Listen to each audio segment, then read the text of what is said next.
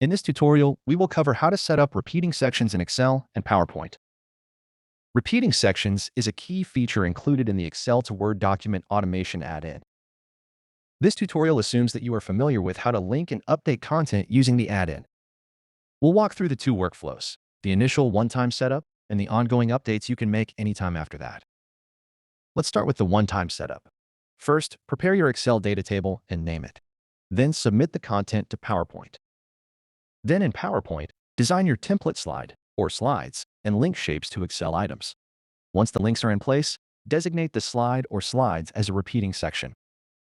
After that initial setup, updating is quick. Anytime your source data changes in Excel, click Submit, and then click Update Document in PowerPoint.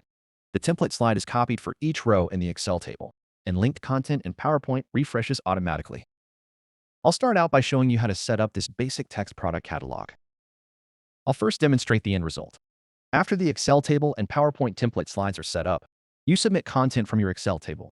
Then in PowerPoint, you click Update Document. This generates a slide for each row in the Excel document table and then updates the content. Next, I'll show you how to prepare and name your Excel table and submit the content. First, create an Excel data table and organize data so each row equals one slide. Note that you can also have multi-slide section templates. Row 1 contains the column headers. These item names become the link names you reference in Word or PowerPoint. Rows 2 and below contain your actual data, one section's worth of content per row. This simple example only contains 3 text items, the columns, in each section: item name, description, and price. Then name the table. The name must start with your prefix plus rs underscore plus your table name. In this example, r underscore rs underscore catalog. Then click Submit to make the content available to PowerPoint. Next, in PowerPoint, I'll show you how to design your template slide, link content in that slide, and create the section. Here is my section template slide. In this simple example, it contains 3 text shapes that I want linked and updated from the Excel table. The template section could contain multiple slides, and the slides can contain a lot of content. On the Link tab of the add-in, Get Excel Content, then we'll link PowerPoint shapes in my template slide to the repeating section columns submitted from Excel.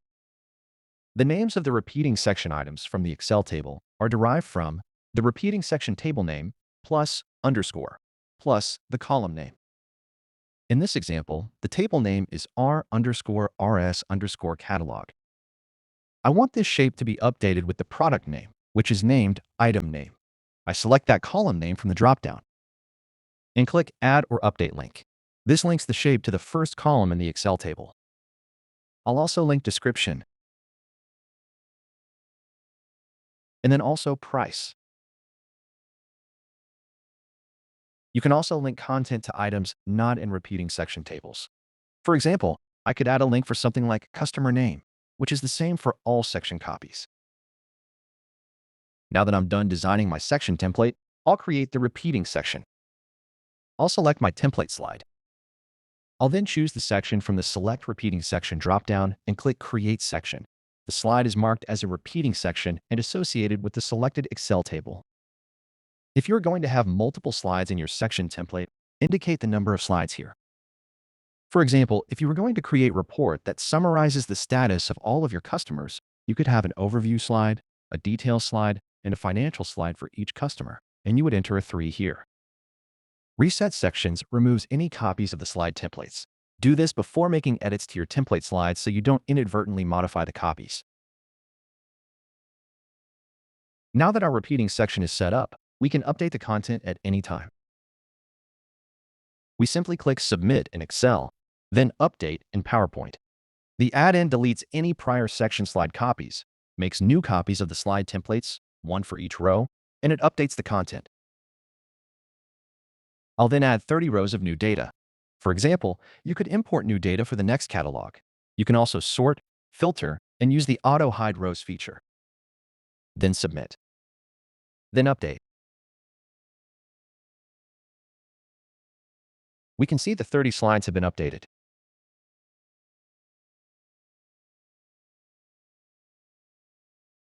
The previous example only updated text content.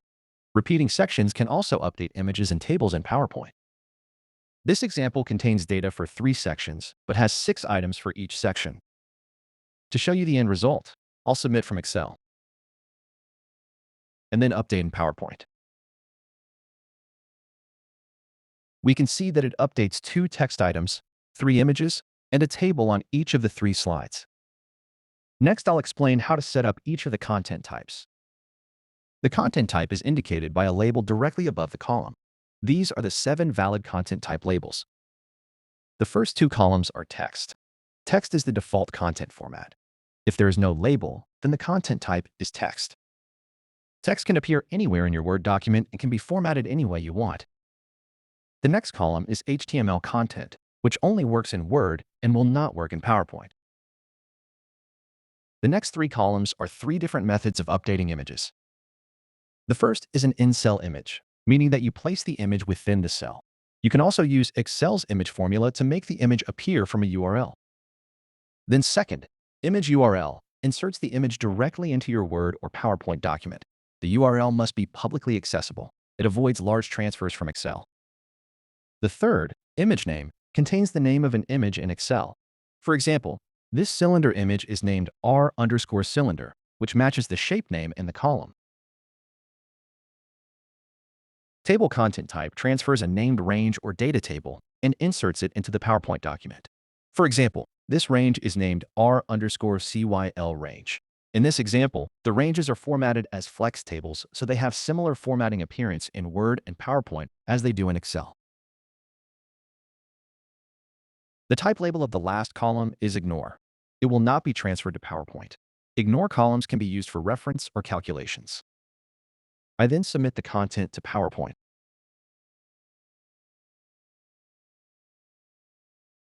In PowerPoint, on the Link tab, I click Get Excel Content.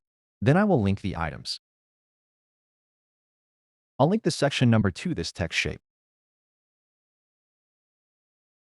Note that the items I want to link to start with my Excel table name, in this case, R_RS_shapes, and end with the Excel table column name.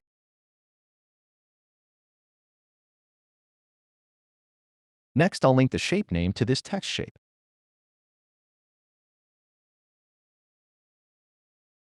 I'll insert the image in cell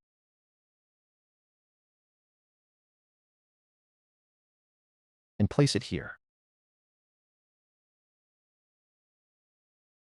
Then the image URL.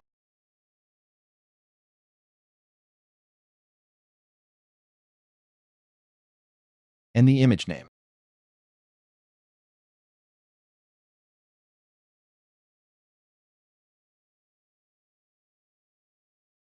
And I'll link the table shape to the info table column.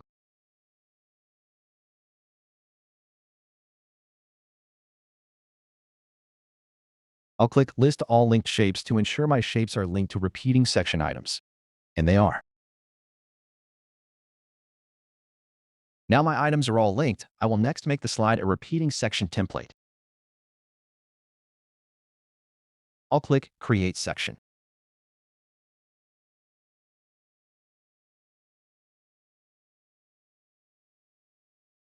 Now I will click Update Document. And we can see that the add-in created the template copies and updated all of the content. Next, try the examples in the sample content documents. See the repeating sections sheet. Then set up repeating sections in your own documents. Thank you.